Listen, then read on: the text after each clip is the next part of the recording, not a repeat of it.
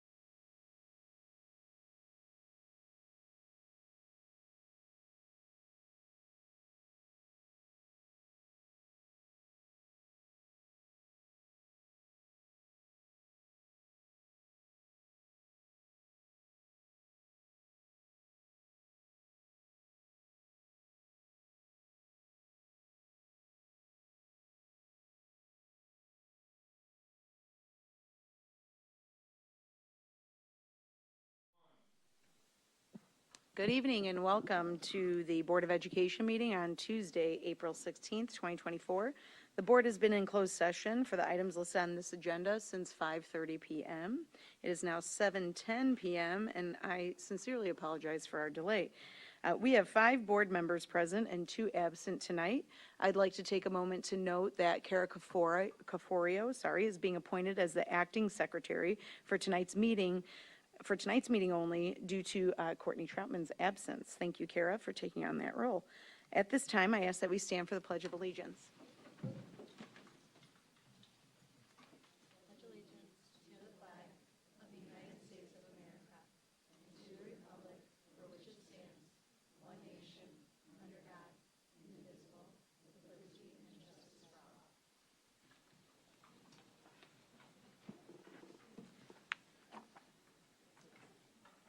Okay, we have our spotlights and recognitions to open up our meeting tonight, and we will take a look first. We invite anyone here for the winter sports and extracurricular recognition to please step up forward here into the galley of the board table. Thank you.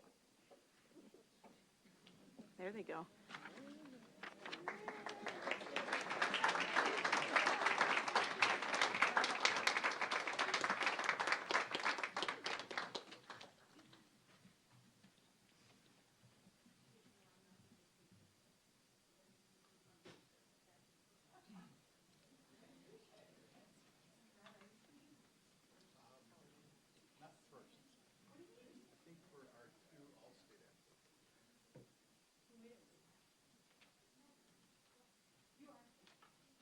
Starting off? That's you.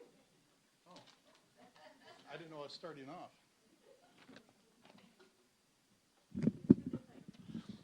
Am I right? Okay. Good evening, everyone. I am Rob Wagner, the Assistant Principal for Athletics at York. And in front of you have some very talented young student athletes that I'm just so proud of. This is their winter sports recognition, and we had so many different things to recognize that we could be here all night talking about each and every one of these student athletes and their sports teams. But we have a special recognition for those that placed at state and that were all state and competed at the state level. First off, I'd like to recognize our competitive dance team. If you would step forward, please.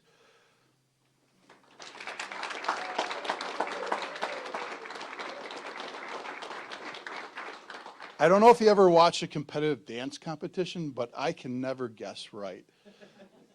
And it is so detailed in regards to how they're judged that I pull my hair out because I think we are going to finish in this place when we finish in that place. This year's competitive dance team finished in 7th place at state, which is a much higher spot than what we finished last year. We made it to day 2 of competition.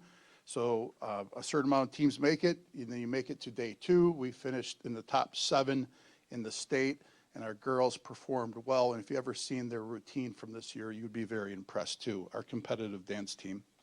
Congratulations.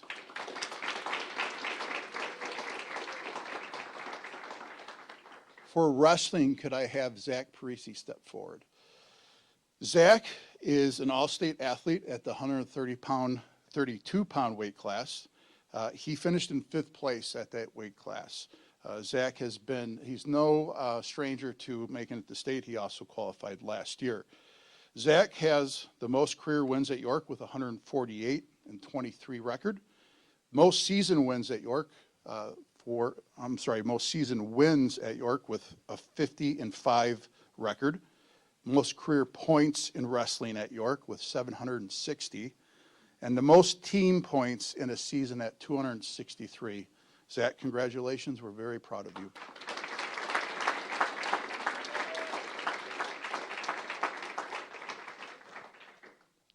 Girls gymnastics, if I could have Angela Stangaroni please step forward. Angela is an IHSA All-State athlete as well. Angela finished 2nd place in the vault, 5th place on the floor, and she is the first York girls gymnast in 40 years to be named All-State.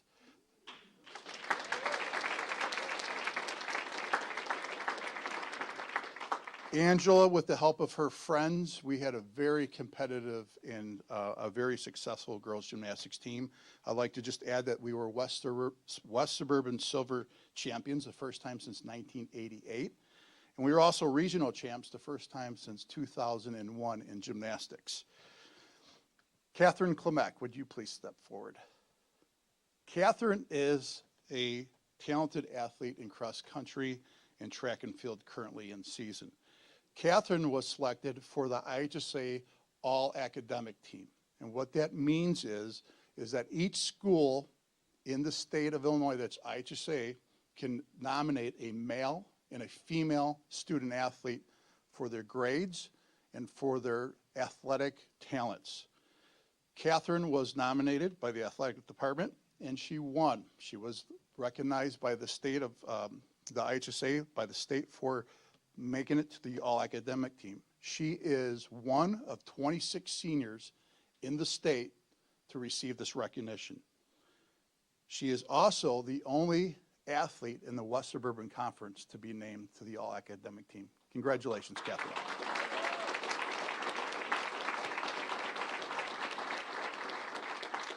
There are so many more other accomplishments this winter that we could, again, be here for a long time. And now we are in the spring season, and we are winding down spring with about 6 or 7 more weeks left in our spring season. I know our seniors are tired. I know they're probably, hopefully, still focused on finishing. The finish line's right there. I would like to congratulate all of our winter sports teams on their accomplishments and this great, talented group of athletes you see in front of you tonight.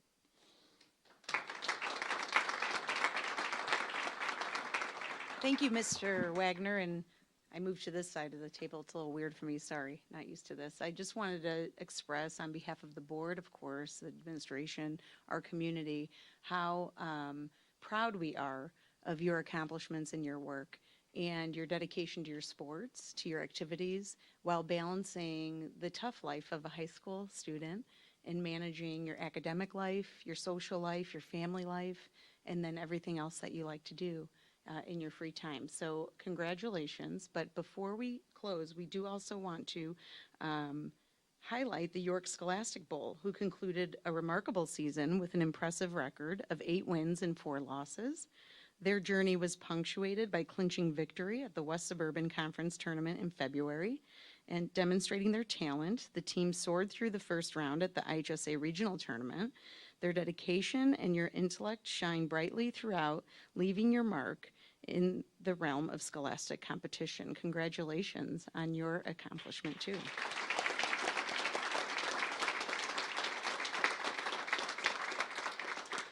And like I said, these achievements show the hard work and dedication of our York High School students who inspire future generations to strive to become the best versions of themselves. Thank you for being who you are and working as hard as you do. And thank you to your families who support you 100% along the way. Nice job.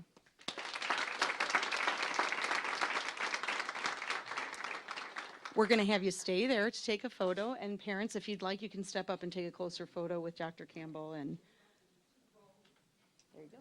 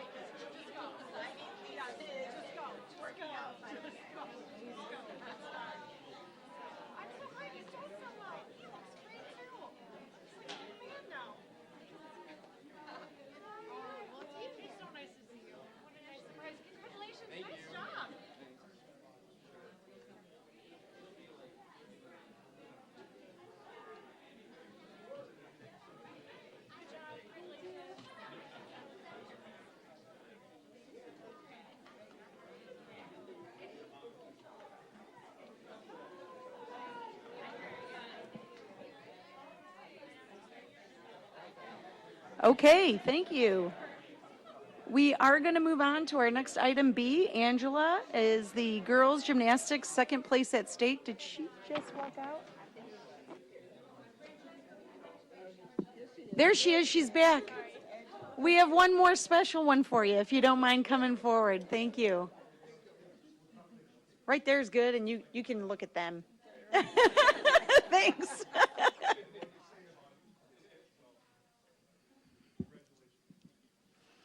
Hi, Angela. So you were already recognized a bit in the, as we recognized all the winter athletes, but we want to, because you were second in the state of Illinois, we want to bring special recognition to you. And before I kind of begin the formal piece, I learned a little bit of fun trivia about you and your mom, actually, that I got permission to share. Apparently, at the Palatine meet, you matched your mom's gymnastics score. That was up on the wall. And so it obviously runs in the family, and it's with great support from your family that you were second in state, which, as Mr. Wagner brought forth, it's been a long time since Elmhurst has been in the top tier of gymnastics in the state of Illinois. So thank you for your hard work and also leading your team to those accomplishments. So I'm going to read a little bit of a formal thing that highlights a lot of your accomplishments so we can really celebrate all you've done. So it is with great pride and admiration that we celebrate the remarkable accomplishments of Angela Stagaroni, a student at York Community High School, whose dedication and talent in girls gymnastics brought honor to our community. It is Angela's unwavering commitment to excellence that has shone brightly at the Illinois High School Association State Final, where her exceptional performances earned her prestigious titles, and extraordinary achievements have garnered well-deserved acclaim. She secured the title of All-State Honors at the vault, second place at the state level with grace and precision. It's her remarkable journey of triumph with her stellar performance on the floor, with her undeniable skill earned her the esteemed recognition of all-state honors, achieving an impressive 5th place at the state level. And Angela's remarkable achievements stand as a testament to her relentless pursuit of excellence, embodying the spirit of determination and perseverance. This accomplishment brings pride to not just us here in this room, but to York Community High School, to our district, and to the greater community of Elmhurst and the young girls or boys who also one day dream of being a York Duke that wins a medal in gymnastics. Therefore, be it resolved that the Board of Education express deep appreciation and congratulations to Angela Stagaroni for her outstanding performance. Congratulations.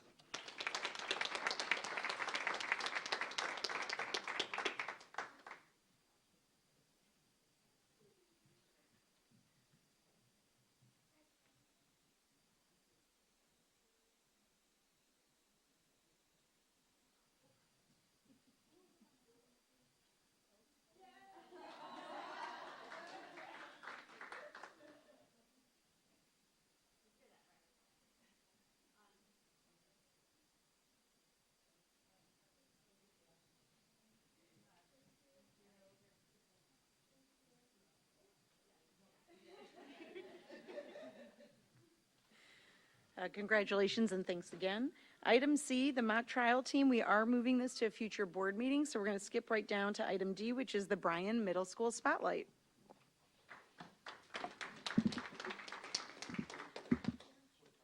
Nice quiet room now.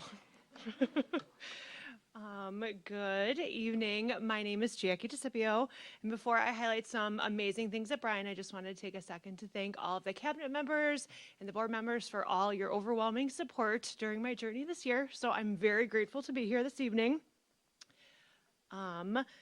Middle school is an exciting time in our student journey of excellence. Tonight, I'm going to highlight how our clubs and activities help us build meaningful and trusting student-to-student and student-to-staff relationships.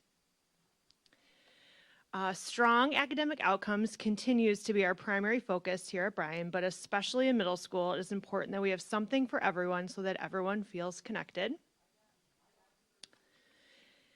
And we have a wide variety of opportunities for our students to discover their passions and build connections to their peers and staff members. All middle schools participate in basketball, volleyball, and track for our 7th and 8th grade students, and all of our 6th graders can also choose to participate in cross country.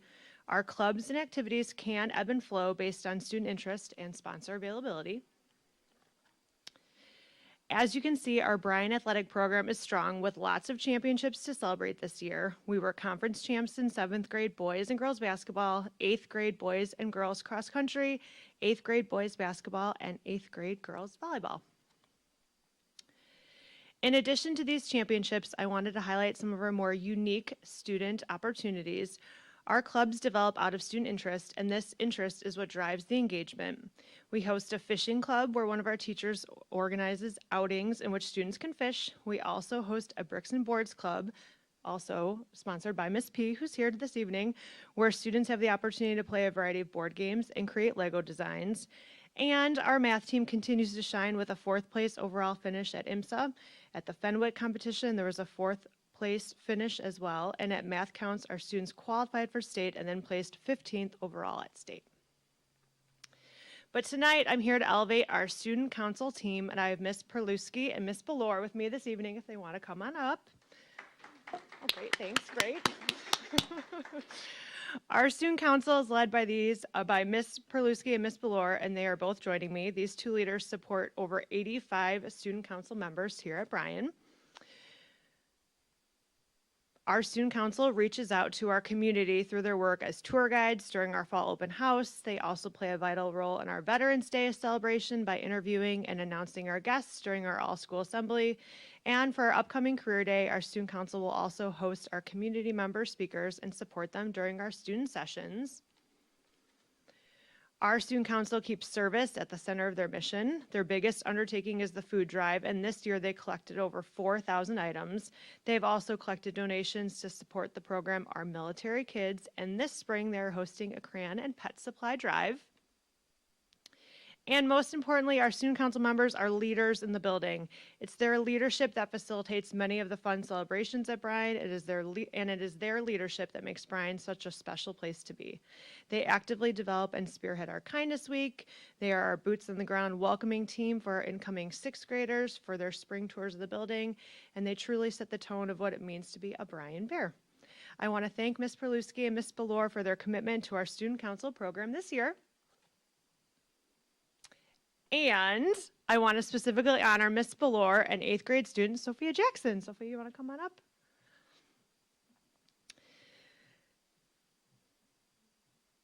Do you want to go? Yeah, perfect, great. Okay. Yay, we'll clap. Let's clap. Let's clap.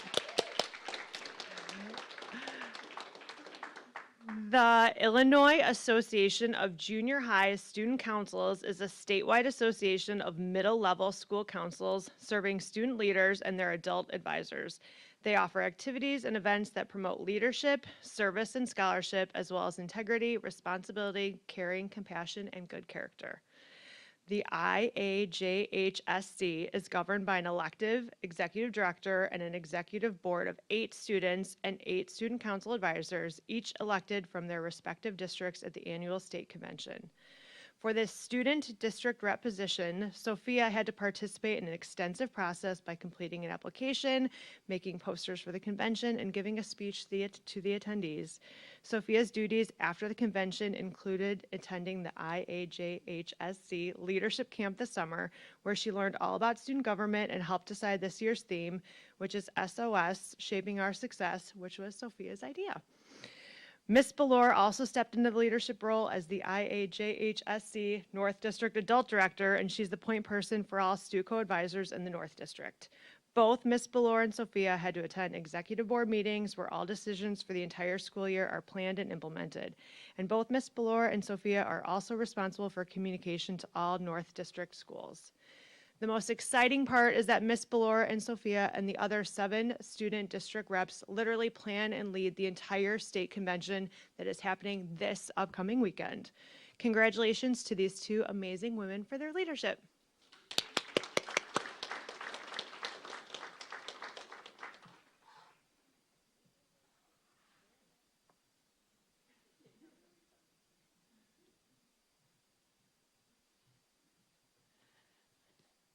Sophia and Ms. Ballor.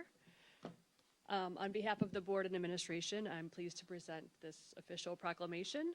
Whereas the Illinois Association of Junior High Student Councils, IAJHSC, has been steadfast in its commitment to nurturing the leadership potential of junior high and middle school students and educating them about the mechanics of student council operations, and the IAJHSC serves as a crucial platform for advisors and students alike to engage in the exchange of ideas, fostering problem-solving skills through the sharing of experiences, and the association offers a rich array of activities and events designed to foster leadership, encourage service and scholarship, and instill values such as integrity, responsibility, caring, compassion, and good character among its members. And whereas it is with great pride that we commend Sophia Jackson, a student at Bryan Middle School, for holding the esteemed title of 2324 North District Student Representative for the IAJHSC, where she was entrusted with the responsibility of liaising with all member schools within the designated light blue section and overseeing pivotal initiatives, including the state project and this year's convention. And whereas we also commend Heather Ballor, a teacher at Bryan Middle School, for the selection as the 23-24 North District Adult Director, a role that reflects her dedication to the development and advancement of student leadership within the IAJHSC community. And whereas this accomplishment brings pride and prestige to Bryan Middle School, to District 205, and to the community of Elmhurst. Now, therefore, be it resolved that the Board of Education and Administration of Elmhurst Community Unit School District 205 express deep appreciation and congratulations to Sophia Jackson and Heather Ballor for their outstanding achievements. Congratulations.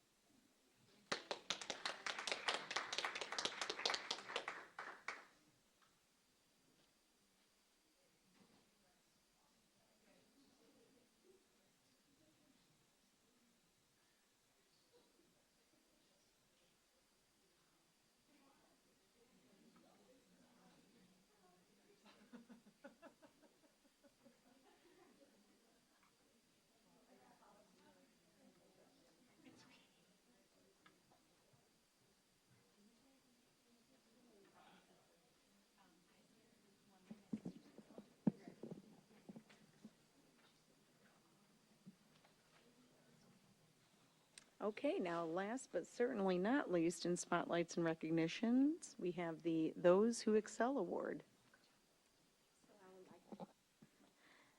So I would like to first say a few words before the Board of Education provides their proclamation.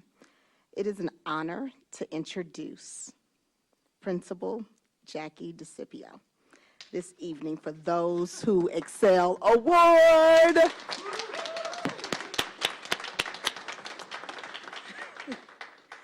So I've already crashed aboard a team school meeting by dancing in, and Principal DeCipio was definitely surprised by the presence of the administration and myself by taking over and having the opportunity to personally acknowledge her. But on tonight, it is so befitting for our entire school community to recognize you. Principal DeCipio has served here in Elmhurst Community Unit School District 205 as the principal of Bryan for over the past 9 years. From accomplishments in student achievement and growth to development of leadership opportunities for colleagues as well as students, which was displayed tonight, to her ongoing work of fostering strong learning environments, Principal DeCipio's excellence in leadership has positively affected all areas of school success. And yet, if any one of us tries to praise her or give her any type of accolades or attention for any of those items, she often takes no credit. She humbly and quickly transfers her praise and her acknowledgement to her staff, her students, and the families she served at Bryan. Jackie, this goes without saying, but just so you can hear it again, we are so fortunate and blessed to have you here in District 205. And we hope that this recognition as an amazing educator in Illinois just provides a glimpse into the gravity of your impact and your leadership. Congratulations.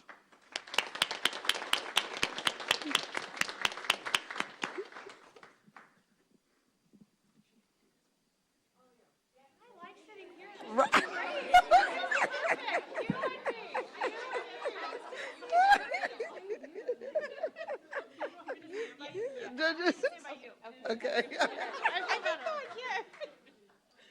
Okay. Well, Dr. Campbell said it very well. I've been here a little while too and had the distinct privilege and honor to watch you both nurture and strengthen and help grow a culture of what I would just call awesome for students, for staff, for families. And you just relentlessly pursue growth for everyone, yourself, your colleagues, the students, of course, your staff. And you're always happy, and it's always a great place to be at Bryan Middle School. So before I do the formal thing, I just want to say thank you. It's, some years are harder than others, and you never let it show. So great job, and we are, again, so grateful to have you here. So, all right, so here's the formal proclamation, yes. All right. Whereas the Illinois State Board of Education sponsors the Those Who Excel and Teacher of the Year program to honor educators who have made significant contributions to our state's public and non-public elementary and secondary schools. Since 1970, there have been more than 500 individuals across Illinois honored through this program for their extraordinary contributions to education. All application materials are evaluated by a selection committee composed of individuals who represent a variety of educational organizations. Those Who Excel awards can be awarded in one of three categories: Award of Excellence, Award of Meritorious Service, or Award of Special Recognition. Bryan Middle School Principal, Mrs. Jackie DeCipio, was chosen to receive a Those Who Excel Award of Meritorious Service for the 2023-2024 school year. The Those Who Excel Award is provided to educators that have shaped their school community for the better and frequently employ their talents and passions, but also strive to be of service in unfamiliar domains. This accomplishment brings pride and prestige to both Bryan Middle School, to our entire district, and to the entire community of Elmhurst.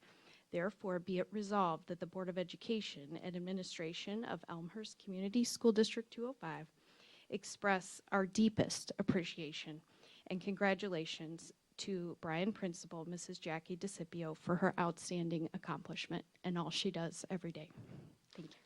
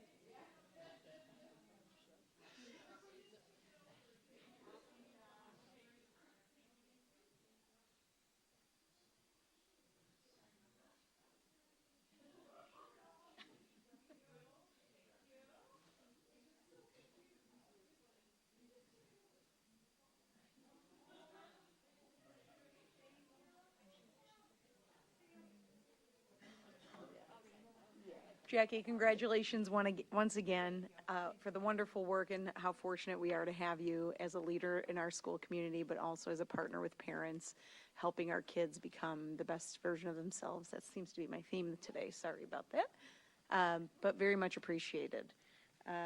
We'll move on to public comments.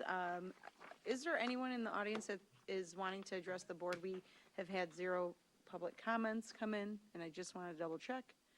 Being that there are no public comments, we'll skip that section of the agenda and move on to approval of the board meeting minutes.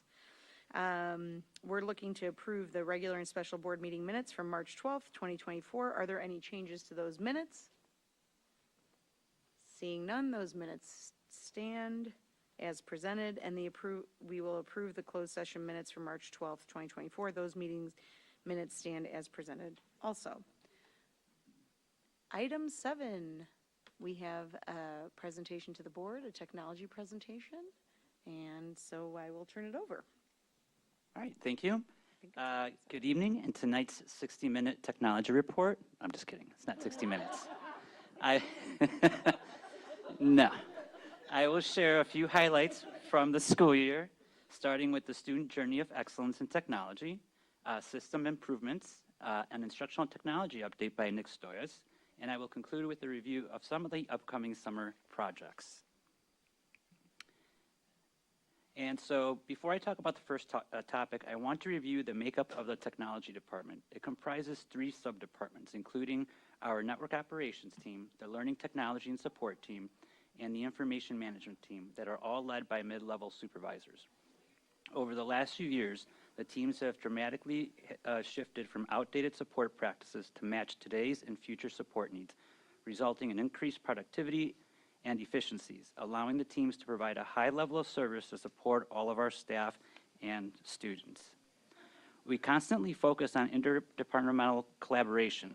For example, this year we have worked very closely with the learning and teaching departments to implement our new learning management system, assisting teachers and with technical questions and such as gradebook setup and Schoology to syncing grades to PowerSchool. And most recently, we supported the large assessments that occurred in the field house at York last week. In addition to our extensive partnership with the Learning and Teaching Department, the team partners with all D205 departments in various capacities. One example is our collaboration with the Communications Department and the Information Management team who help support the daily data syncs between Parent Square and PowerSchool. We begin with our first highlight, which is the Student Journey of Excellence in Technology that is aligned to our student success strategic priority. Last spring, Dave Beatty, Director of STEM Pathways, approached me if I had any interest on taking on students interested in a post-secondary career in the technology field and have them participate in a year-long work-based paid internship in my department. I discussed this idea with my tech leadership team, and they were super excited about this opportunity for students. But they also knew that this comes with a time commitment on their part, such as mentoring students for the entire year, but that really didn't matter to them. They were super excited about the opportunity for students. The internship is facilitated through York High School's Career Internship course and coordinated by GPS Education Partners, part of the DuPage County Work-Based Learning Consortium. Students interested in participating in a technology-related work experience were encouraged to apply. Students who apply would also go through a real-life interview. This year, 2 students, Liam Maroney, working with the Network Operations team, and Charles Kimbler, working with the Learning Technology and Support team, were selected to participate in this work-based internship that started in September. The paid internship consisted of working 10 to 15 hours per week alongside each supervisor who mentors and provides real-life working experiences. In order for this to be successful, both the students and my team leaders needed to have the passion and commitment to each other. The 2 students were exposed to and experienced working with high-end networking equipment and computer systems, mainly found in large organizations. I couldn't be more excited and thrilled to share that this was such a huge success for being a first year of doing this. I am most excited about the students' individual growth from when they started in September till today. Both students and team leaders were heavily invested in each other, which made this a success. I want to share a quick video with you that our amazing comms department made highlighting the students' experience.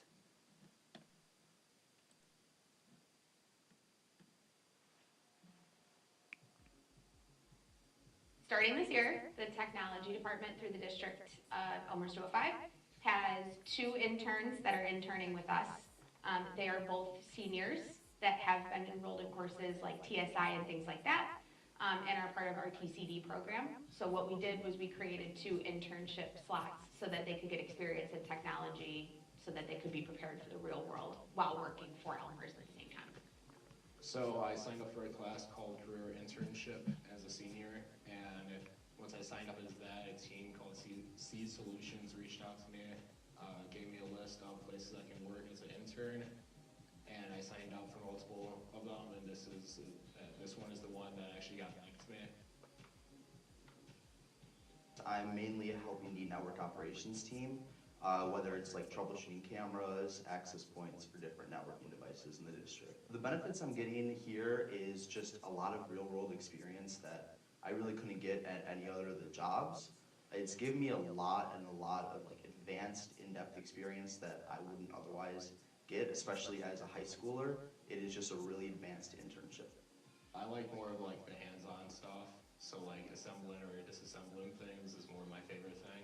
I can actually see it and figure out the stuff wrong with it. Them being in this internship and being on site at our buildings and seeing how the district actually functions day to day really gives them an eye-opening experience into what makes their education successful. So our interns are going to end up going off to college and picking a career and doing the things that they are looking to do. And if it happens to be the technology route, that the knowledge that they have gained here will help them succeed.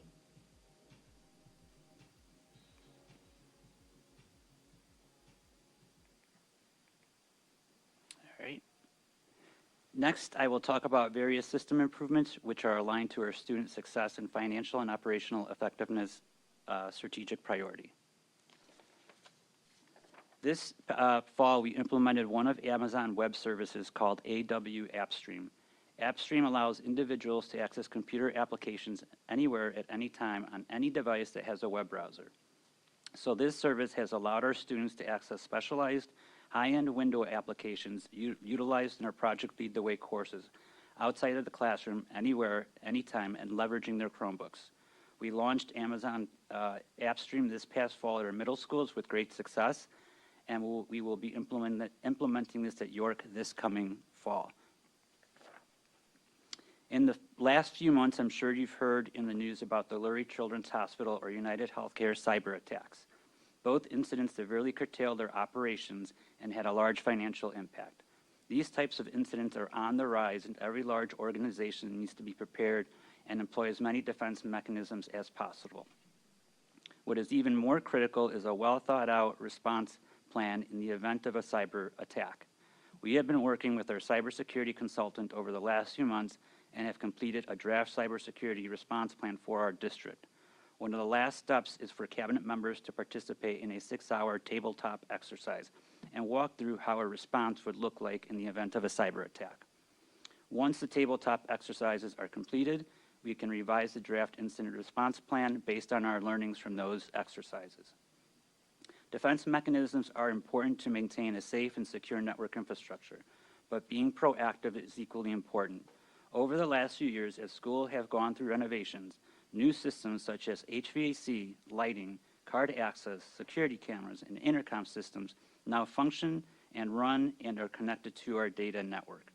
Over 3,000 of these devices are set up and configured by outside vendors who need access to our network, which has security implications. While most vendors follow best practices when configuring devices properly, not all spend the time to enable security settings which could leave our network vulnerable. That is why over the last 3 years, we have had an outside consultant conduct a penetration test on our network. The planned penetration test attacks our network, simulating a cyber attack to expose any vulnerabilities or holes in our network, especially with the addition of all these new devices. A report is presented to us providing recommendations if any weaknesses are found. In addition, this year we have transitioned many of our systems such as Skyward, Frontline, Embrace, Naviant, and Talent Ed to use Google Single Sign-On, which provides a very secure and encrypted authentication method. We will be transitioning from having an 8-character minimum user password to using passphrases this coming fall. In this slide, I just want to highlight how technology advances have created new demands on network support. Non-instructional devices such as HVAC, lighting controls, card access, video cameras, intercoms, and many other sensors may have previously operated independently of the internet, but today run on our data network. While in the past, it was simply a computer and a printer that connected to our data network, now all these additional devices plug into a network switch, which are located in various network closets throughout each school. I share this to emphasize the important role of our team in maintaining our data network by updating the software and applying security patches on these devices periodically to protect them from cybersecurity vulnerabilities, as well as other regular requirements to keep up with these advancements in technology.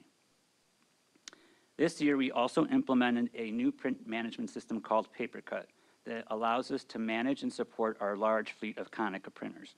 One of the features we have implemented this summer is called Find Me Secure Printing. When a staff member prints to any Konica printer, they must now use their fob to release the printer, to release the print job at the printer. This provides a level of security and confidentiality as the print job isn't sitting at the printer waiting to be picked up. This also eliminates print jobs that were printed but never picked up or released by the end user at the printer.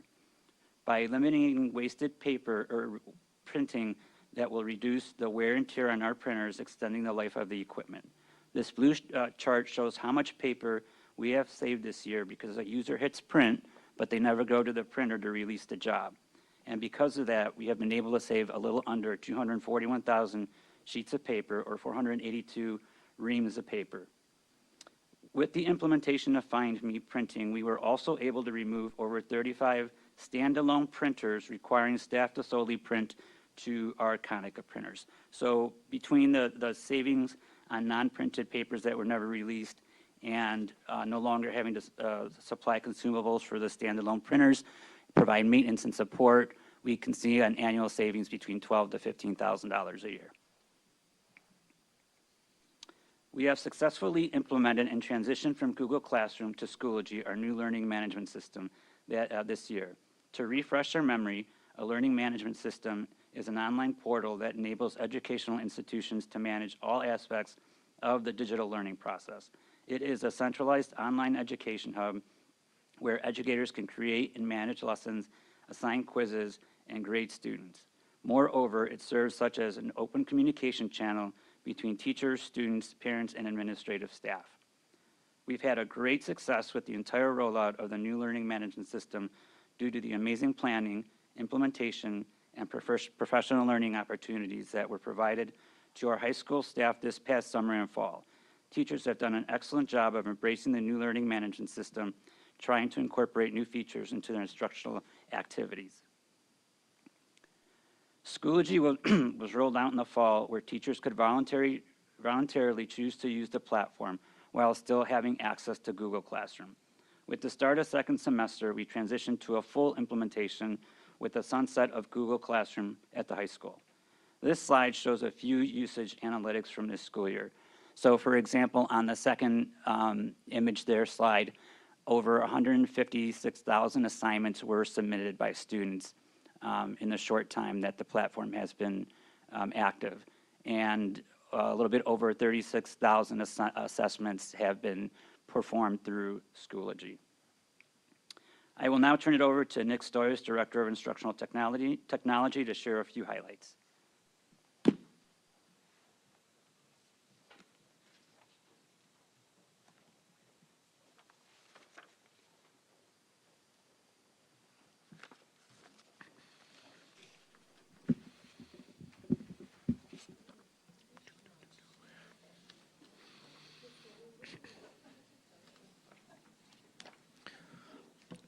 We'll get started in just a second. I'm going to give Katie a moment to finish passing everything out.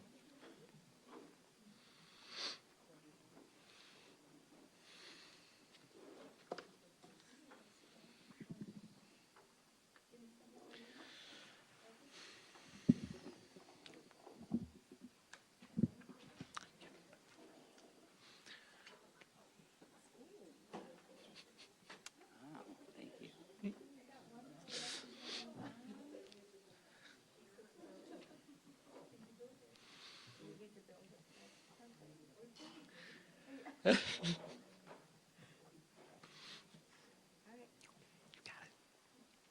Thank you, Katie. And also thank you, Rudy. Hi, everybody. This evening, I'm fortunate enough to highlight the work many of our classroom educators, library media specialists, and support teams are doing to promote and elevate digital literacy skills and creation, along with local and global citizenship across the district. You have a clicker there. Oh, sweet. Oh, all right. Totally on me. Okay. Specifically, we'll be highlighting 3 main instructional technology efforts. These are reimagined library media roles and spaces, aligned and enriching curricular materials, and robust curriculum supports. To help frame this conversation, we'll be referencing the Learner Framework developed by the American Association of School Libraries. This framework was updated in 2019 and helps root our conversation in research and professional practice. The Learner Framework provides 4 domains categorizing learning experiences for students and staff. They are think, create, share, and grow, and 6 competencies inclusive of inquire, include, collaborate, curate, explore, and engage. These elements you should see throughout the presentation.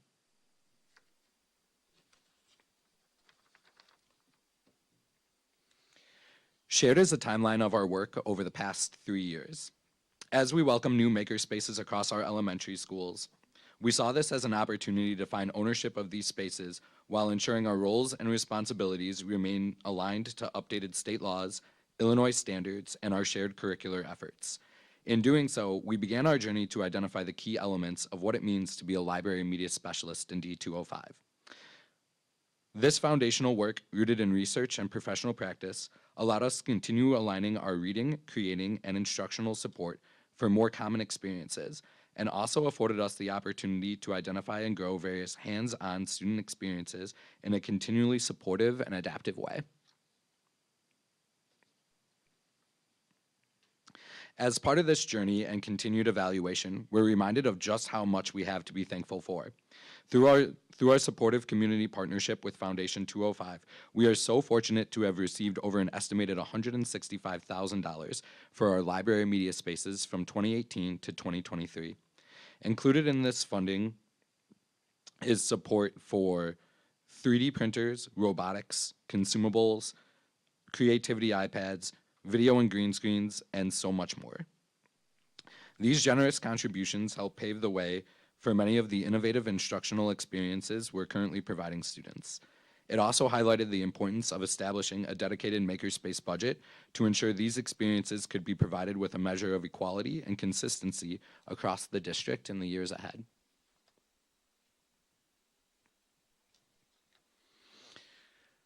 So this is our first year supporting dedicated makerspace budget lines, and shared are just some of the ways our library media specialists and building principals have sought to provide continued expanded experiences for our students. Part of what makes us unique as a district are these spaces for creativity, which not every school district has. This allows us to offer expanded opportunities to introduce critical and analytical thinking, while further developing our collaboration and problem-solving skills. Among the experiences you see displayed on this slide, one robotics material to highlight is the Sphero Indy, which is an introductory robotics experience for pre-readers. Superintendent Dr. Campbell has the Sphero Indy in front of her that she can pass around. And if she wants to model it, totally open to that too. Sounds great. Another material to note is the solar critter that introduces electrical wiring and magnetic tape. President Arvanites has the solar critter in front of her that she can pass around as well. Excellent. It occurs to me that we're in a semicircle, so passing might get interesting. Okay.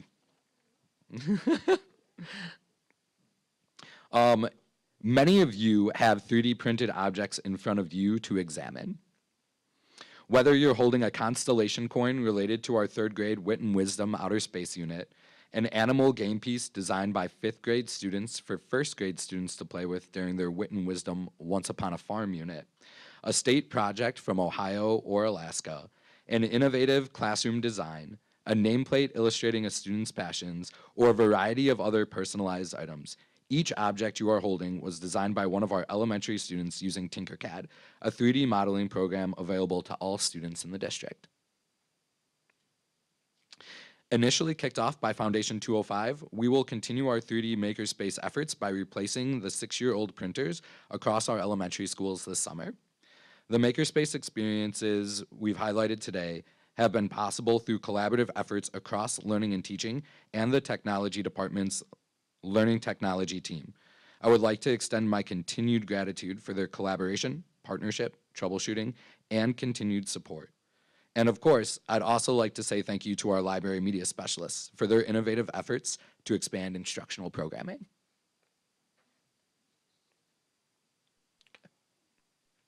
Next, we'll take a look at several new curricular materials, the enriching experiences they provide, and how they align to our overall district efforts across multiple content areas. Okay. Does it work for you, Dr. Grenz? If you started on the green tile and then you move it to the purple one, it'll celebrate. Well, I'm a little nervous about the power we just gave him. All right, so this year we introduced Project Lead the Way Launch. This is a hands-on K-5 curriculum focused on inquiry and making.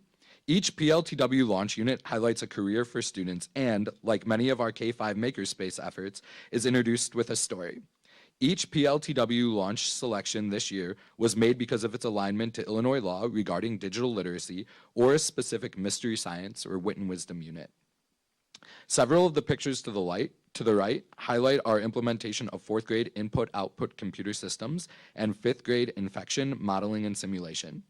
These 4th and 5th grade modules introduce intermediate coding experiences to our students and also provide simulations and unplugged activities for applying these skills to real-life scenarios as students explore meaningful contributions to their community and society. Having a core curriculum as a backbone for these experiences elevates the level of digital and physical coding our students are engaging in, while also exposing them to additional courses and pathways students can take advantage of as 6th to 12th grade students in areas such as manufacturing, medical services, education, and computer science. In an effort to deepen experiences and instructional practice for our Makerspace and Project Lead the Way launch efforts, we engaged in a robust training series for our library media specialists and several others. This included a 2-day on-site training to ensure our educators were certified to teach Project Lead the Way launch. This learning was then further supported by several additional planning sessions, October through March, and over 20 learning walks that have occurred throughout the year.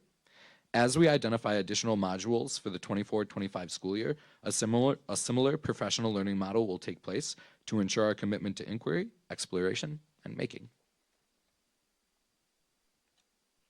Next, we'll highlight a few of the many curriculum supports provided to all teachers to further support our district literacy efforts and continued support of digital literacy and accessibility district-wide. In addition to expanding access to physical books in our classrooms and library media spaces, we've also strategically partnered with several digital platforms to build out access to digital texts. One partnership we want to highlight supporting teachers and students with access to more texts on wit and wisdom topics is Myon. As research indicates, a critical way to promote students' comprehension and vocabulary development is to read multiple texts on a topic. Through our partnership with Myon, we've aligned and expanded our digital library to provide students with more titles on wit and wisdom topics. Shared are 3 examples of supporting texts across our Grade 4, Module 2, Extreme Settings, Grade 5, Module 2, Wordplay, and Grade 4, Module 3, The Redcoats Are Coming. Available in English, Spanish, and as an audiobook for added accessibility, these enriching stories are about survival at sea, poetry and wordplay, and the 230th anniversary of the United States Coast Guard, and it ties back to the Revolutionary War and Alexander Hamilton. For many of our digital resources supported by the Learning and Teaching team, I want to say thank you to the Technology Department's Information Management team. This team is responsible for the majority of our data integrations, ensuring appropriate grade-level student access to various digital platforms. Leveraging our various digital platforms is just one of the many ways we are expanding access to classrooms. As a district, we continue to build and maintain an incredibly strong teacher, building, and district-level relationships with Elmhurst Public Library. In fact, a member from EPL is here just for this slide. So, hi, Heather.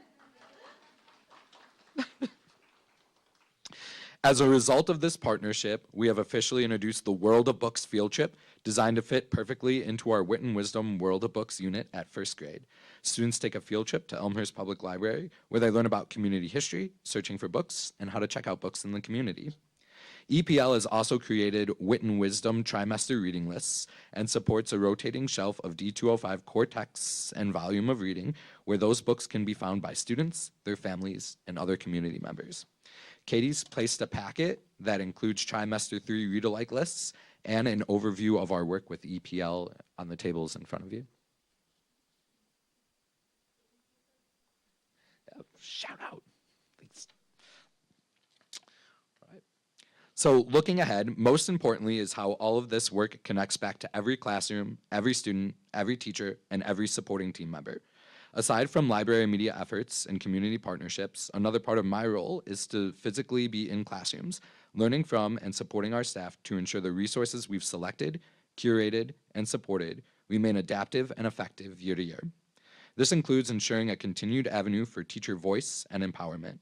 To support this effort, this year we formed the Instructional Technology Committee, comprised of 2 teachers from each elementary school, plus our assistive technology coordinator. This committee was tasked with identifying a framework for supporting learning and decision-making across the district as it relates to classroom technology, and to establish a philosophy to guide our work moving forward. As part of their collaboration, this team selected the value add of technology on teaching framework to guide our process.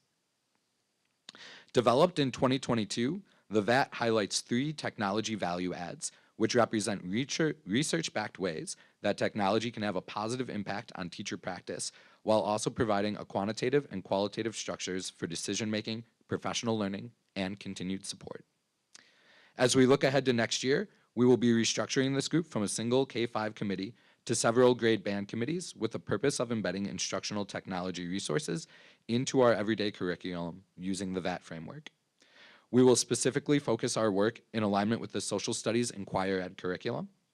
This committee will explore various EdTech tools to enhance Inquire Ed's lessons and inquiry products, and we'll be sure to update you on those experiences as they continue next year.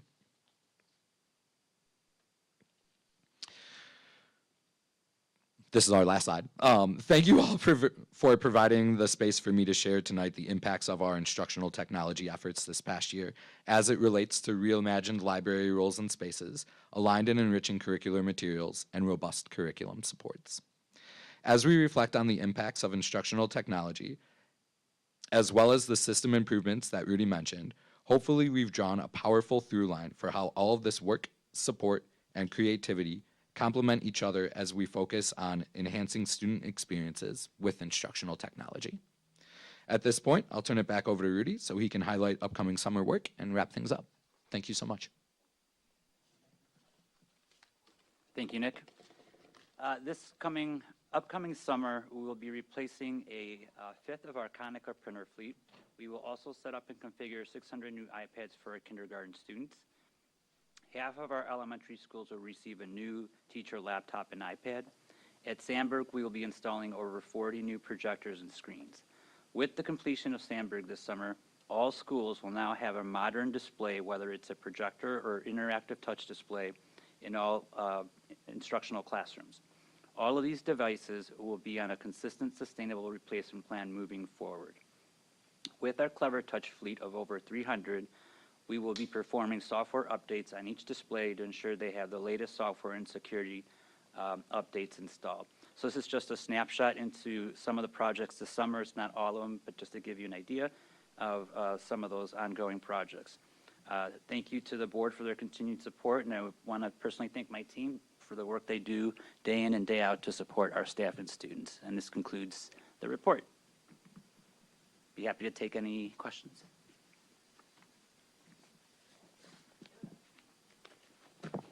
Well, first of all, thank you. That was a great report on what's going on, both instructionally and then the tech side, which, I mean, it's like both ways.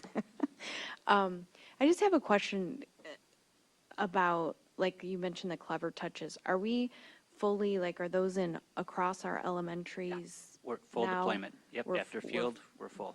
Okay. And then do we have those in middle school or no?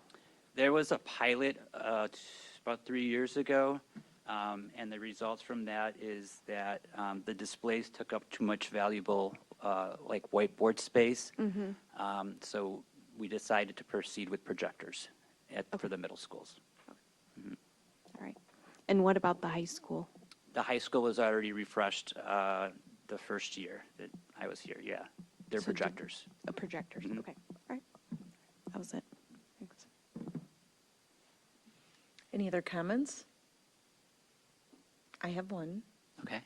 Just a thank you to your team and you for the work. I think where the district is today is a very different place than where we were even 5 to 10 years ago when it comes to technology. I think you and your team did a nice job tonight of demonstrating the role of technology, both in the instructional side, but really how large the work is in your area, from cybersecurity to, you mentioned the secure printing, learning management systems, and all the things that you really take on that require collaboration with a lot of people who are not in the same industry as you, right? But Correct. are working with kids and trying to maximize learning and teaching, and that collaboration, it seems from your presentation and just some of our board tours, is really highly effective, because it feels to me as an outsider that it's a smooth process, that people are expressing what they need, and that there's a thoughtful kind of intentional push to find it and then make it work within our system while maintaining all of our systems and safety and security and all those things. So thank you for that work, and to your team, it's not an easy thing to do. I wanted to highlight, I love that internship program that you highlighted. How awesome, where we're creating opportunities in our district for students to experience and expose themselves to potential careers, right, that there are areas that they might want to study in their future, and they have this moment where they can see if it's a good fit for them at an age where it's going to be so profound to be able to make a really strong decision, a better informed one, right, when they're going off to decide what they'll do after high school. So thanks for putting it together. It's not always easy working with students, but it looks like they're benefiting greatly from the opportunity. Yes, So absolutely. They thoroughly enjoyed it. There was definitely commitment, and they got to see what it takes to run a large school district. Yeah. You know, they were in our meetings, and, you know, they got to see how decisions are being made. Yeah. You know, that there's thought and intentful thoughtfulness in some of the decisions that were made. So that was like an extra bonus for them.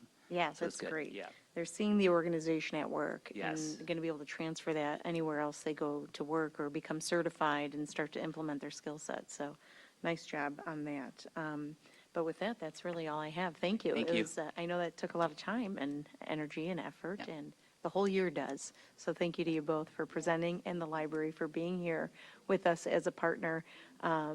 Couldn't probably, you know, the resources that are provided, knowing how quickly we moved into media centers, you know, the partnership is very valuable to us. So thank you for being here, but also working alongside our administration.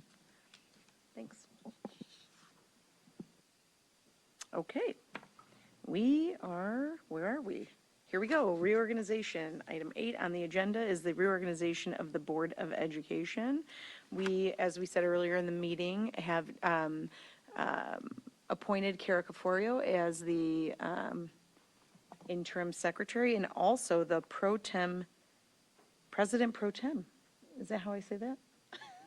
I'll turn it over. Okay, so this is the part of our board meeting where we will move forward with organizing our board leadership for the next school year. I'll turn it over to Kara. Okay, so this is a process we do yearly per board policy.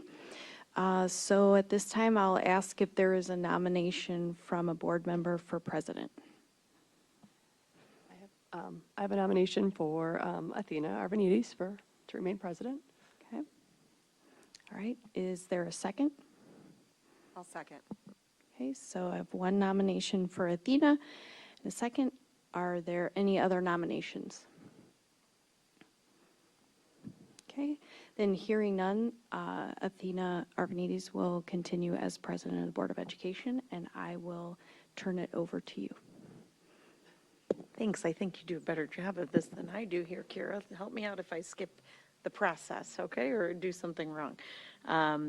We will now move on to call for nominations of the vice president. If we can have any nominations for the vice president. I'll nominate Beth Hostler for vice president. Is it a second, or do you call? Yeah, can we? A second. A second, thank you. Any other nominations for vice president? No, hearing none. Beth Hostler will remain vice president.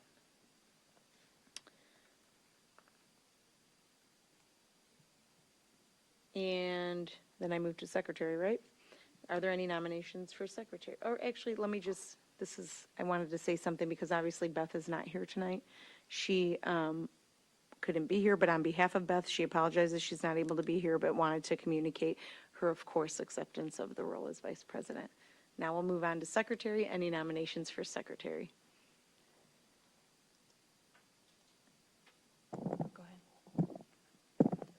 ahead. I'll nominate Courtney Troutman for secretary. Great. I'll second. I can second, right? I'll second. Any other nominations? We don't need to, sorry. All right, hearing no other nominations, Courtney Troutman will remain as secretary, and on behalf of Courtney, also apologizing that she's not able to be here tonight, wanted to communicate, of course, her acceptance of the role. Let's move on to item D, which is the establishment of regular meeting dates and times. This is a layout of our board meeting dates for the next calendar year. If at any point the board deems it necessary to add a meeting in order to allow for more time to discuss board business, we can always add a meeting when necessary. Are there any comments or questions about the meeting dates and times that are presented? Okay, seeing none, the meeting dates and times and locations stand as presented for the next school year. All right, on to the consent agenda. Is there anything anybody would like to pull from the consent agenda? Jim? Yes, sir.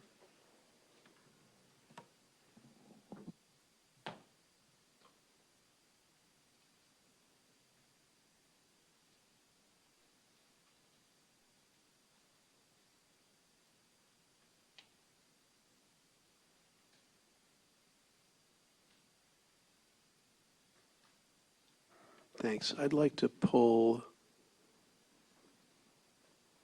item E, policy review of section 4.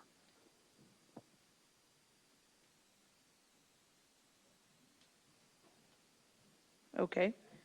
Actually specifically Which one? just policy 4:30. Can we do that? So we'll pull policy 4.30 from the consent agenda for discussion. Okay. Any other? Okay, can we have a motion for the consent agenda? I move that the Board of Education approve the following consent agenda items. Item A, personnel report. Item B, financial report.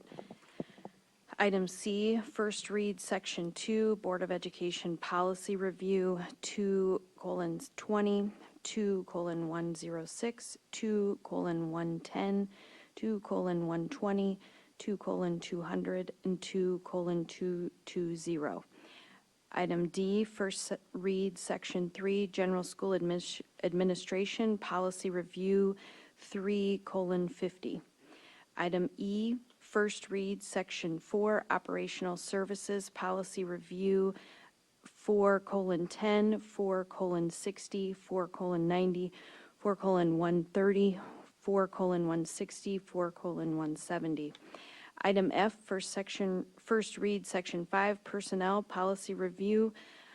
Item 5:30, 5:50, 5:90, 5:120, 5:150, 5:190, 5:200, 5:210, 5:220, 5:250, and 5:330. Item G, first read, section 6, Instruction Policy Review, 6:15, 6:20, 6:30, 6:50, 6:60, 6:65, 6:230, 6:280. Item H, first read, Section 7, Students, Policy Review 7:50, 7:60, 7:70, 7:160, 7:190, 7:250, 7:270, 7:285, 7:290, 7:385. Item I, first read, Section 8, Community Relations Policy Review 8:30. I'll second it. Motion made by Kara Caforio, second by Athena Arvanites. Please call the vote.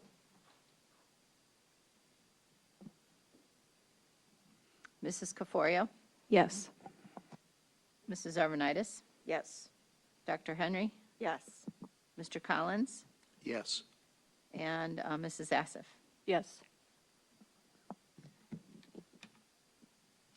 5 ayes, 0 nays, 2 absent, motion passes. All right, we'll move on to item policy 4.30, and we can open it up for comments and questions. Do I need a motion for that? Can I get a motion? I move that the Board of Education approve first read Section 4, Operational Services Policy Review 4:30. I'll second. I'm just trying to help out. We're down to, like, can we call the vote? Oh, now we're talking about it. Sorry. We're discussing, so we have a motion and a second to discuss policy 4.3. Jim, turning it over to you. Right, thank you. Apparently, there has been a change in the law that now allows school districts to invest in bonds of corporations that mature in less than 3 years or less. And the paragraph is written, I read it, and it's not precise enough. In fact, it's not even as precise as the other paragraphs. And for the vast majority of everyone's days in the school board, it won't matter. But if we have another 2008, it could matter quite a bit. So here in particular, the two things that I think can be worded better. So this is item 5 in our packets. It's in red because it's new. It says, 5A, such obligations are rated at the time of purchased, I think that word should be purchased, but that's a very minor point, at one of the 3 highest classifications. All right, so let me stop there. The 3 highest classifications in bond rating world is AAA, AA+, and AA. Compare that to the wording in paragraph 7B, which I think is much better worded. This talks about the school districts investing in municipal bonds. It says rated at the time of purchase within the 4 highest general classifications established by a rating service. The 4 highest general classifications are AAA, AA+, AA, AA-, and single A, which includes single A+ and single A-. There can be a substantial yield differential between a single A bond and a AA bond. So by changing the wording, it allows the school district more flexibility in the bonds they invest in within the corporate environment. And it is more specific. It's not open to interpretation. I think even just adopting those words pertaining to corporate bonds, as they said but now in municipal bonds, they're saying the four highest general classifications. We should say the 3 highest general classifications. Of course, the 4 highest includes BBB. All right. And then it says in paragraph 5, by at least 2 standard rating services. That's not really an industry term. There are at least 6 rating services out there. Three of them have particular expertise and long time standing, like, in the 100-year kind of range of rating corporations. We could either specify those three, or even in paragraph 7, I think they did a better job by stating, if you see in the last sentence, established by a rating service of nationally recognized expertise in rating bonds, in this case of states and their political subdivisions. We could reword that,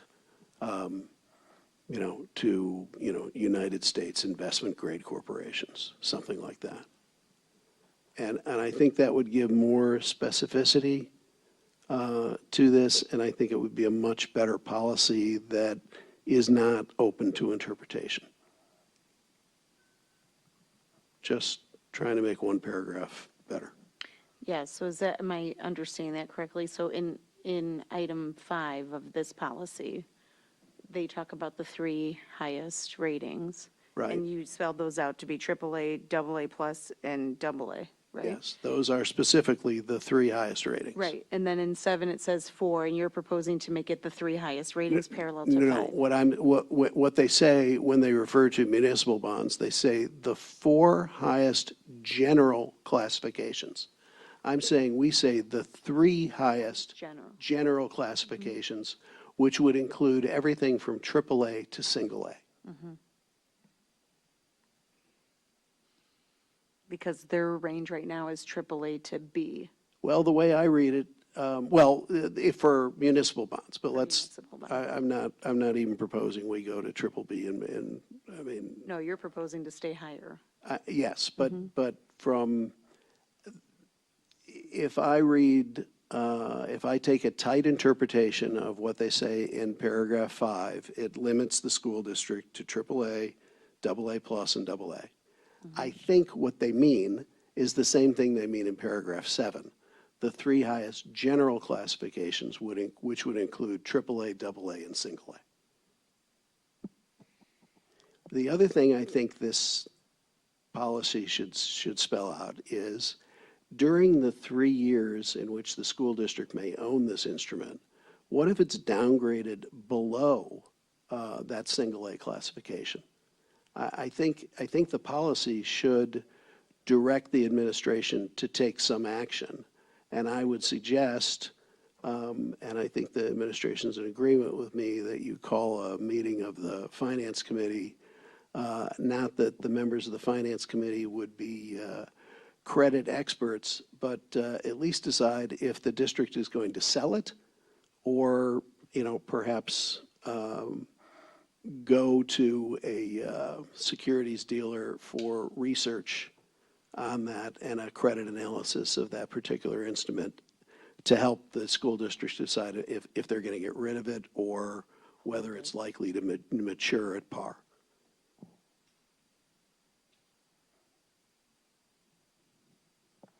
Yeah, I mean, comments? I'd be happy to help Mr. Welton. Yeah, well, I was going to ask if there's a perspective there, if we are, if we should, because this is only a first read, so we still have some time to discuss through this. So I think the suggestion is then to, at the end of 5 there, to add a sentence that says, if the obligations of the corporation are downgraded below a rating of A, the district's Finance and Operations Committee will be convened to consider next steps related to this investment. Is that all right, Jim? Yes, I agree with that. I would also add the word in the phrase, when such obligations are rated at the time of purchase at one of the 3 highest general classifications established. And then maybe we can have a discussion about exactly how to word about which rating services. Yeah, it does describe the rating services, right? It says $500 million. No, they're describing the corporation in which we're investing in. Oh, that one, sorry.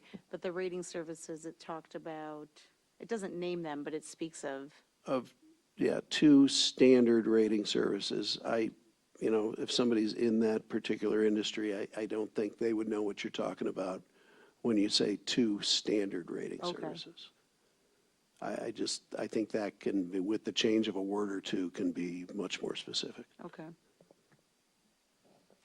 So do we want to try to draft something a little bit different that captures this? And it actually looks like slight changes that'll add some more specificity. There are very minor changes that, hopefully in our lifetimes, we will never have to worry about. But when the proverbial stuff hits the fan, it makes a big difference.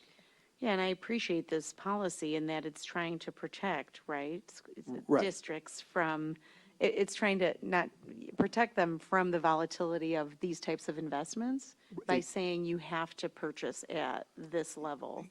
Imagine if somebody takes, since it's not specific, if somebody in the administration, long after Mr. Weldon is retired, thinks they're complying with this, but ends up buying something that's maybe too risky, another 2008 credit event occurs, and the district has, even 2 months of operating funds invested in a bond that goes in a company that goes bankrupt. At that point, you become a general creditor. It takes years to get your money back, if, and whatever percentage of your money you manage to recover. But, we're going to have to go borrow money in order to do that. And I think we owe our taxpayers better than that. Yeah. So is that something we could do? We could come back with an edit to, does that go back to policy or does it come here? Kara, I'm looking at you.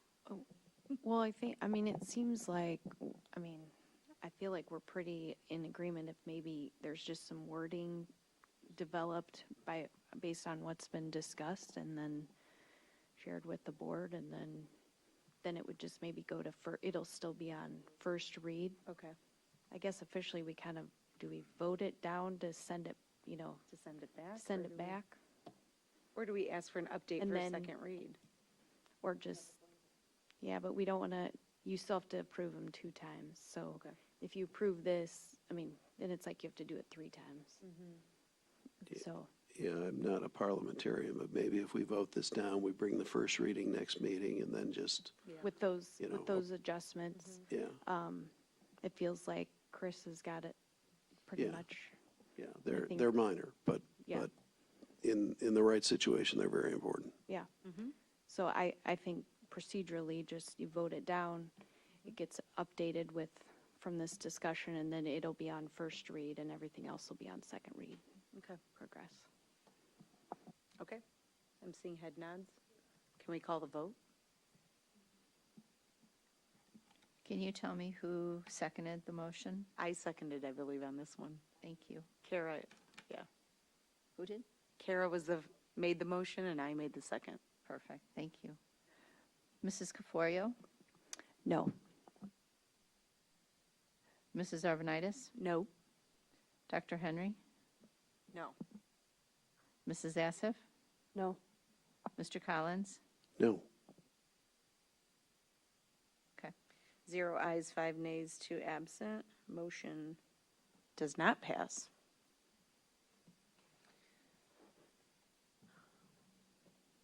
Okay, we're going to move on to the action agenda items. A is approve instructional material selection and adoption for the 24-25 school year.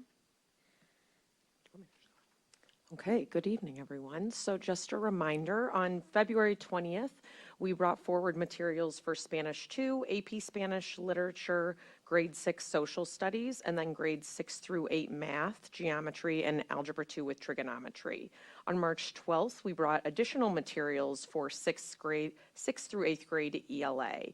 All materials were displayed until April 10th for public viewing. At the conclusion of the viewing period, 0 responses were received by the district.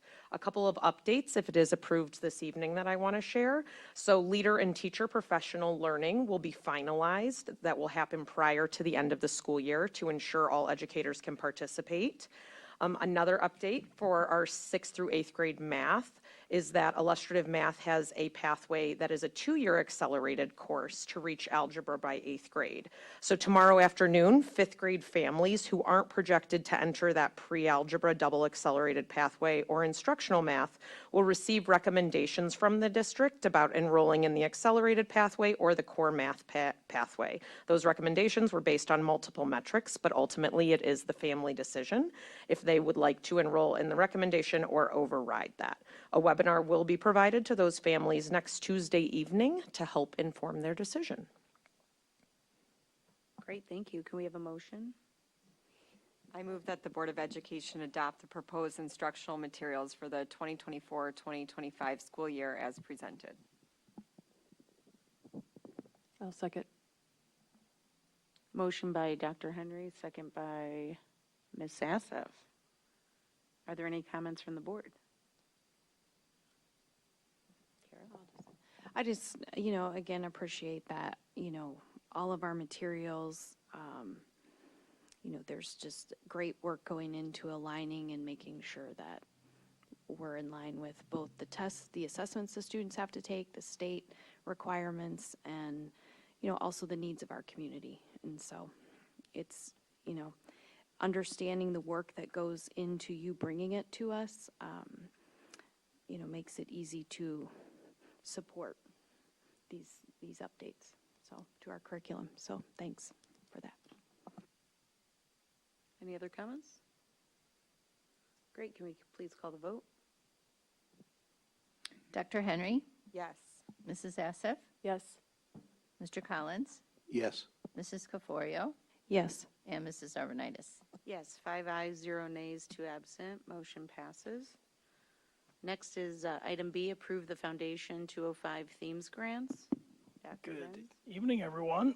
As you all know, we have an absolutely amazing and super supportive not-for-profit here in Elmhurst Community Unit, School District 205, called Foundation 205. Over the last 3 years, get this, they have contributed, just in Themes Grant dollars alone, over $750,000.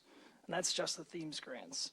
So tonight, we have, again, if included in that 750, 24 Themes Grants that have been approved by both D205 administration as well as the Foundation 205 board. The total's $174,795.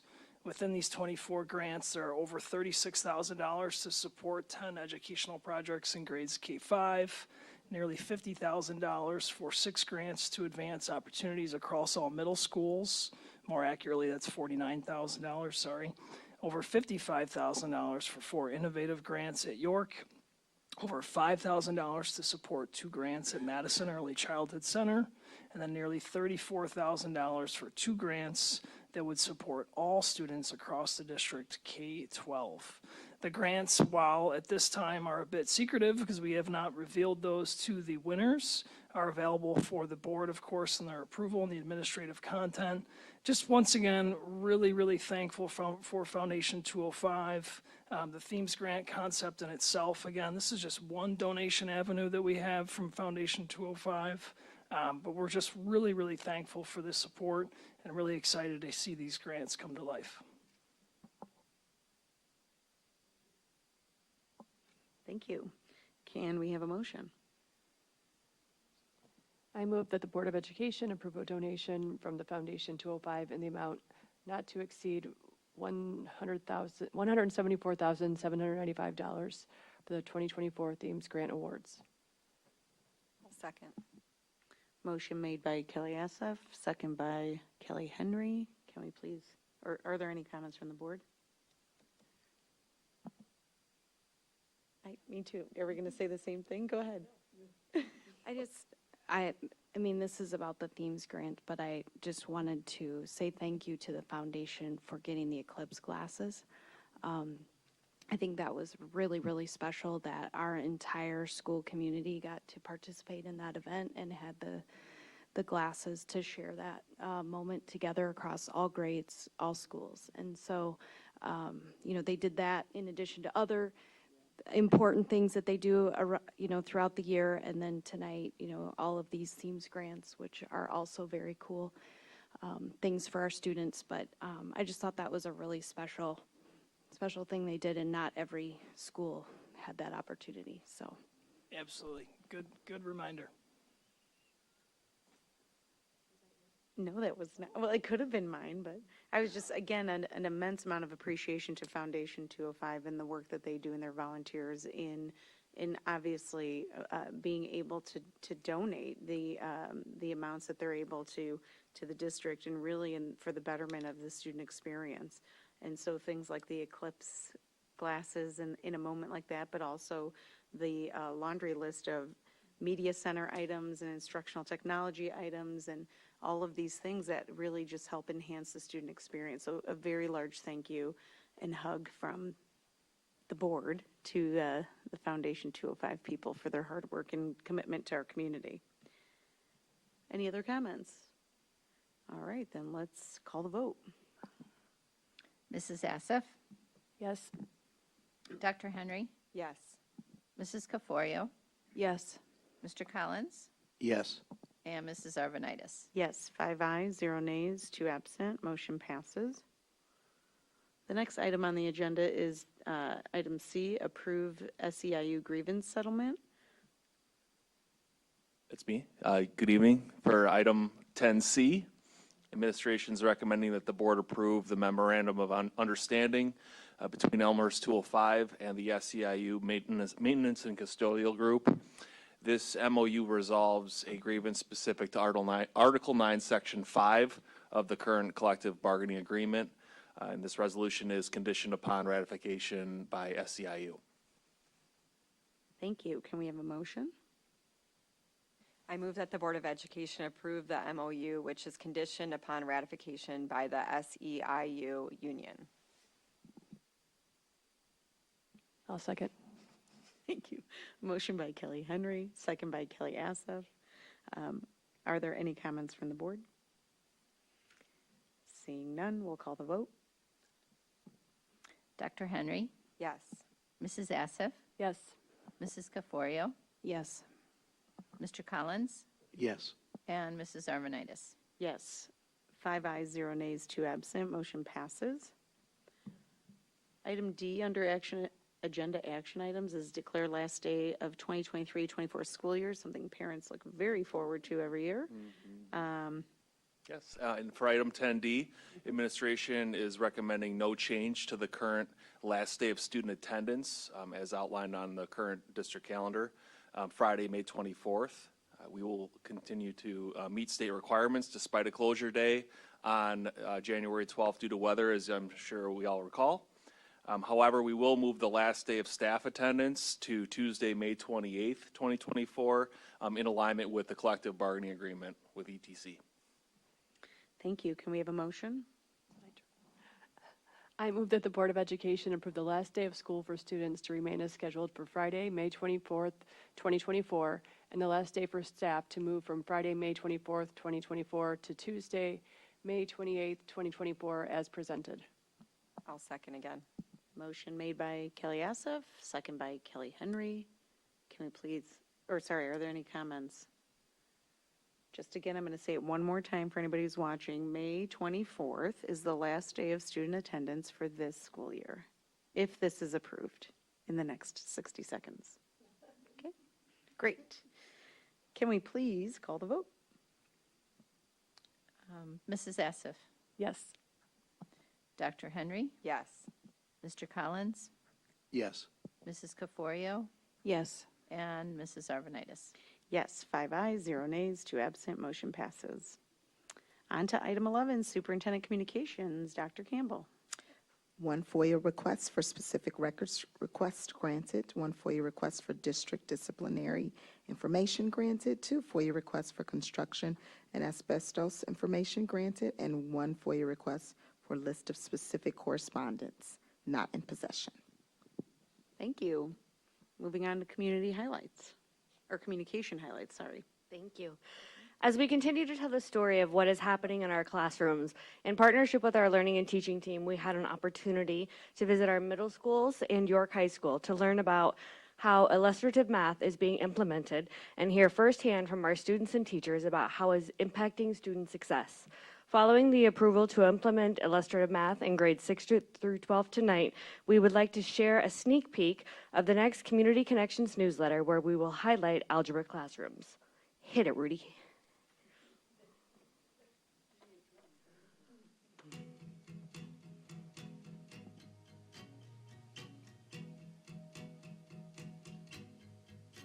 Illustrative Math is a comprehensive math curricular resource that we adopted with the support of the Board of Education for all algebra classes in grades 7 through 9 this school year.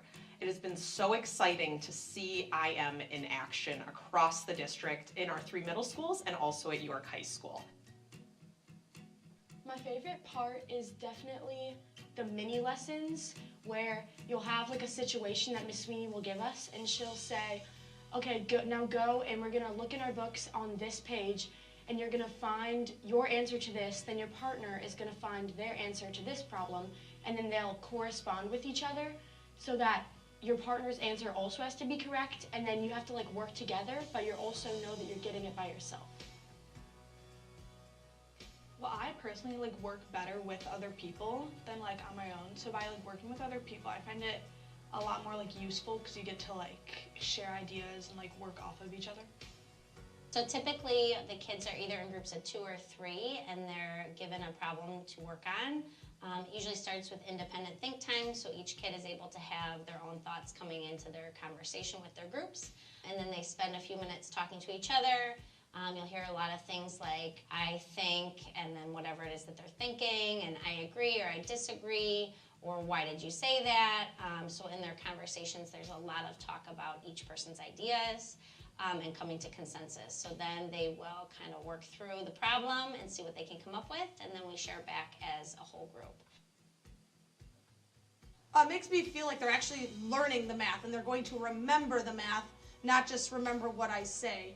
You know, we always say you learn by doing, and now they're actually doing. They're not just doing rote memory of something we've done before. They're doing the math, and so I've just seen them all grow so much. We've all, always had the Common Core standards to kind of guide us, but what those standards don't give us is the depth of rigor we should be diving into them. And what this curriculum has really helped me understand is how deep I should be going into each standard and what level of difficulty we should be getting into. Illustrative Math prioritizes problem solving. So although not all of our students will be entering a STEM career, the skills that they are learning, both critical thinking and problem solving through mathematics, are going to be valuable to anyone, no matter what they choose for their post-secondary pathway. But when it's in the equation, remember that's talking about the slope of the line. So if you don't Oh yeah, when the light bulb clicks, especially in like a situational problem where they're like, oh, I get this, amazing, and then like other kids are like, how'd you do that? And someone starts explaining it to another kid, and I'm looking more of just like a facilitator in the classroom and not needing to guide a lesson. I see that happening. It's incredible. It's the best feeling.